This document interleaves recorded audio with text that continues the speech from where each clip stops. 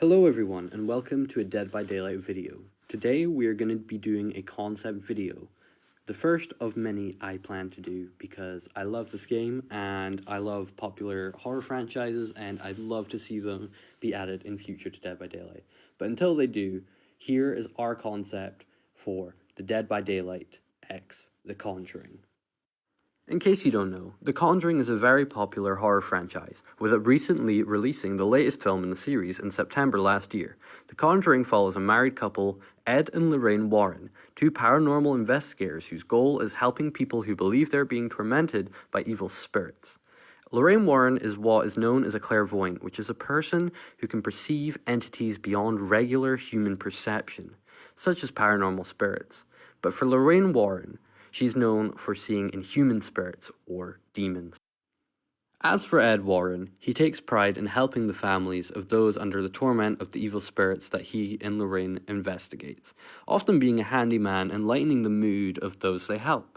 He's also just a believer. He believes in the supernatural, and he simply trusts his wife Lorraine when she says she can see these paranormal visions. However, Ed Warren is also the only non-ordained priest to perform an exorcism, which is a very interesting trait of his. For all these reasons and more that we'll discuss throughout the video, we think that they'd be excellent additions to Dead by Daylight, along with an iconic enemy of theirs. But without further ado, let's hop right into the survivors, and I will let my Lorraine Warren introduce you to Lorraine Warren. So, just to disclaim, we are not game designers, but we're just huge fans of Dead by Daylight and The Conjuring, and we thought it would be fun to come up with our own concept, just to give an idea to the community and see what people think, because we like going for as close as we can to stay true to the characters, but also be usable in-game. So we try and make the perks as balanced as possible, but obviously they're not always going to be super balanced because we are not actually game designers and we don't know what would be balanced until they were actually added to the game. But our concept chapters that you'll see in future videos will include a killer, survivor or survivors, and 3 perks each for all of them. We are also wanting to include a map for them. So Lorraine Warren is a clairvoyant who can see and perceive spirits, demons, and the paranormal entities. So I will be going through a description of Lorraine in our Dead by Daylight concept. Her default outfit will be from the Conjuring 1 series, which is a lovely plaid skirt, a blue blouse, and a nice vintage overcoat with her hair pinned upwards. She wears really non-statement jewelry in this piece because Lorraine and Ed are both God-believing people. They believe in the presence of Jesus Christ, and so this is perceived through all of their perks, actions, and the way that they look and are perceived through the films. Her perks are... So Lorraine Warren's first perk is Rosary Beads, and Rosary Beads activates after another survivor is hit, revealing the killer's aura and the other survivors' auras within 24 meters and then giving 15% haste for 12 seconds. We came up with this perk based off of the second film in which Lorraine walks into the forest with Ed and the police detective to source where one of the girls went after the presence of the demon. And so what she does is she kneels down to the ground, uses her rosary beads, and manages to connect with the paranormal world. And we decided that this perk is because she is very altruistic. She wants to help everyone around herself. And her seeing the killer's aura is exactly what she's able to do. She's able to see demons and spirits, and giving her haste for 12 seconds is because she wants to help other people. So Lorraine's second perk, I See You Demon, is the terror radius of the killer is hidden, but the aura of the killer is revealed to you at all times, except when the killer is within a 60-meter radius of yourself. We chose this one because Lorraine is always being able to see the killers when she uses her clairvoyance. She's always able to see the spirits, the demons, but she doesn't necessarily sometimes know where they are. And in the second movie, she doesn't know the demon that has been haunting the house in England. She only learns about it at the end when she's able to read through her Bible and learn the demon's name. And then this scene where she goes up the stairs to save Ed and the little girl, she says, I do know your name, and enters the demon's name. And this is the one that we've chosen as this perk because she is able to see the killer / demon, whereas everybody else is unable to do so. So Lorraine's third perk is Cursed Object. When she stands still for 3 seconds, Cursed Object activates, revealing the killer's aura to her and other survivors. However, the killer can see Lorraine's aura but not other teammates. This is because Lorraine has the ability to perceive the demons and spirits, whereas other people are unable. We wanted to portray this inside Dead by Daylight by having it, for her, the ability to see the killer and manage to give it to other survivors. However, in return, the killer sees her aura, but not other survivors because she's very altruistic. She wants everybody else to be protected, and she'd rather be the one who gets hunted for being able to show the killer's aura to other people. This is from the scene in the first movie where she uses the toy Jack in the Box to see the spirit of Rory. She's able to see this, and so is the little girl who's found this toy. And we wanted to convey this into Dead by Daylight. So the skin polish abilities for Lorraine would be her iconic Conjuring 1 outfit, and then all the possible color changes for that one. Her Conjuring number 2 outfit is a nice, like, creamy blouse with a tartan pullover jumper and a plaid skirt. Her Conjuring number 2 coat is a sort of like baby blue, and it's very, very vintage. It's down below the knees, and it suits her very well. Her number 3 outfit is a pair of pants and a belt, and she's got a overshirt on and then a very nice Victorian styled button up shirt on underneath. And then her Conjuring 4 outfit is a black coat with Victorian style sleeves and a Victorian style shirt on the underneath. So now we have Ed Warren.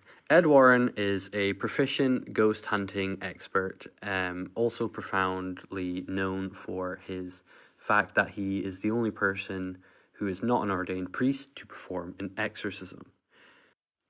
Similar to Lorraine, we gave him his Conjuring 1 outfit as it's a very sleek and nice looking grey tuxedo, with a matching tie to match Lorraine's skirt. So in all of these skins and recolors, all of his ties are going to match her skirts, because if you notice in the movies, almost all of his outfits have some sort of matching aspect, whether it be the jacket, shirt, or tie. Usually he has a matching point of his outfit that matches to Lorraine's. So of course his perks are representative of his supernatural beliefs and demon hunting capabilities. We tried to reflect this in his first perk, tarot cards. After searching a chest or blessing a totem, gain 1 tarot card, up to 5 per match. Once placed on a generator, when the killer performs a break action on the generator, tarot card will activate, protecting the generator from damage for 10 seconds. However, survivors, if they start repairing the generator, this deactivates. So as long as no one repairs the generator again, it is protected for 10 seconds. The goal of this perk is to try waste the killer's time, whether they stay and wait for them to be able to damage it, or if they just leave and have to forget about it. I think this is a really interesting perk and could be really cool to see be used. So we came up with this perk because Ed Warren is known for putting tarot cards in places as a form of protection. You can see this with the Annabelle doll. He has a demon tarot card on it to protect it from getting out. And we thought this was a really cool inspiration for a perk, and we thought it would be a really cool way to do something with the generators. His second perk is Invocation Exorcism. Perform a ritual circle in the basement for 45 seconds. Once the invocation is complete, the exorcism will activate, slowing the killer by 15% for 40 seconds. We of course came up with this perk as in the first film you see him in the basement performing the exorcism on the Perrin's mother. As explained earlier, we came up with this idea because Ed Warren is the only non-ordained priest to perform an exorcism, and I wanted to replicate this with the perks. So I thought an invocation, which is a type of perk we don't really see used or made often, I thought it would be a cool way to add an exorcism to Dead by Daylight. I thought that would be a really cool idea. And for Ed Warren's final perk, it is Hear No Evil. When the killer is looking at you in your direction within a 45-degree cone, the killer's terror radius is increased by 16 meters and footsteps are 100% louder. We thought this would be a really cool perk to add another aspect to looping, similar to Spine Chill. We thought it would be a cool way to add some sort of almost like a Stumer, but for survivors, to be able to hear the footsteps. We thought this could be a really cool looping capability for like looping shack or smaller loops. So as seen in the first film and many films after, Ed Warren uses this headset and a recording stick to increase the way that you can hear the spirits in the house. We thought this would be cool to replicate in Dead by Daylight using audio similar to Spine Chill with the 45-degree cone, which I thought would make it pretty balanced, increasing the terror radius by 16 meters, but the footsteps are 100% louder. This is, of course, easily counterable by the killer simply looking away, but we thought it would be really, really interesting. So for Ed Warren's basic look, we went with the iconic grey sleek jacket with a black shirt and of course his matching tie to match Lorraine Warren's skirt. For The Conjuring 2, we went with the look where he has the white shirt with the black cardigan, matching tie, and greyish trousers. Also in The Conjuring 2, we see him in the look with the coat, which we thought would match Lorraine. It's a cream-coloured coat, and we thought it looks pretty good. For The Conjuring 3, we went with his stripy light cream shirt with basic trousers. And for The Conjuring 4, we went with the grey coat with the slick back hair. I thought this was a very good representation of him in this film. And of course, the black matching tie to match Lorraine's jacket. So our killer concept for the Conjuring chapter is Valak, and she is known as the Defiler. Valak is a powerful shape-shifting demonic entity, and she is the main antagonist of the Conjuring universe, but she is also in the Nun movies. She famously has been portrayed as a terrifying demonic nun, but she has abilities to shapeshift and does so in the Conjuring 2 film by becoming the Crooked Man.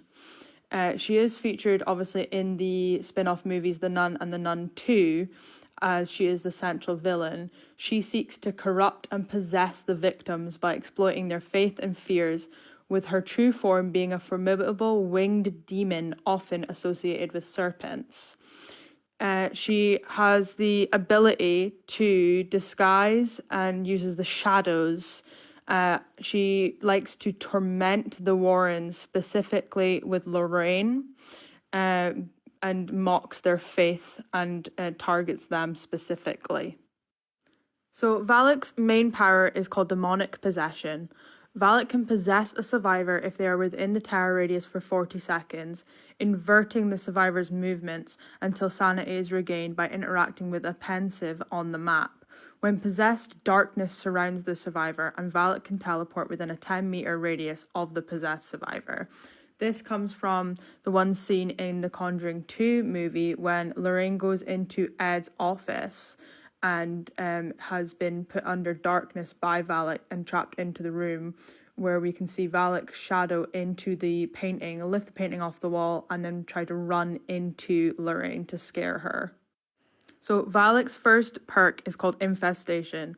Within the tower radius of the killer, the skill checks are inverted directions. Her second perk is called Obsession.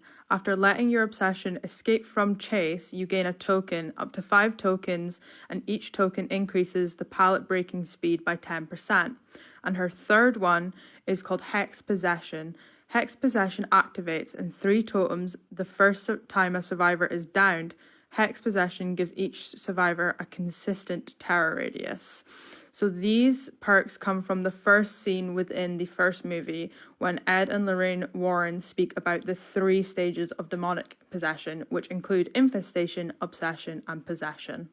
So just stick around to the end of the video to hear our concept for the Valak, terror radius, and chase music.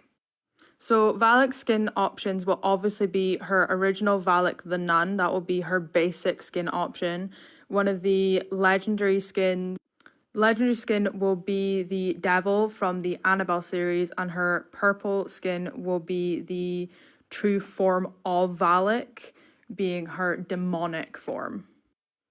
And so the final part of the chapter I'm going to be speaking about is the map. So of course the map is something that's a huge part of the Dead by Daylight chapters.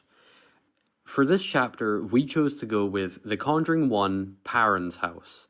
So this is a map that will have a huge building in the middle of the map, and surrounded by forests and the driveway. And will, of course, as all Dead by Daylight maps do, feature the shack. So I have came up with a rough concept for the map, but I'm not a map designer. I don't know if it works. I don't know how they design loop tiles or maps in general, but I've gave a rough layout of how I would think it would be. So the general vibe of this map, I would imagine it would be very similar to Mother's Dwelling, that kind of foresty vibe. And I believe having the house be fully explorable with the upstairs, downstairs, the large landing with the many rooms would be a prime candidate for a main house in a Dead by Daylight map. Again, the area of the woods surrounding the house would be amazing for the spookiness, and just the general look of the house alone is enough to be terrifying. So that's why we went with the Conjuring 1 Parents' Household. A nice, large house in the middle of the woods. Perfect for a Dead by Daylight experience.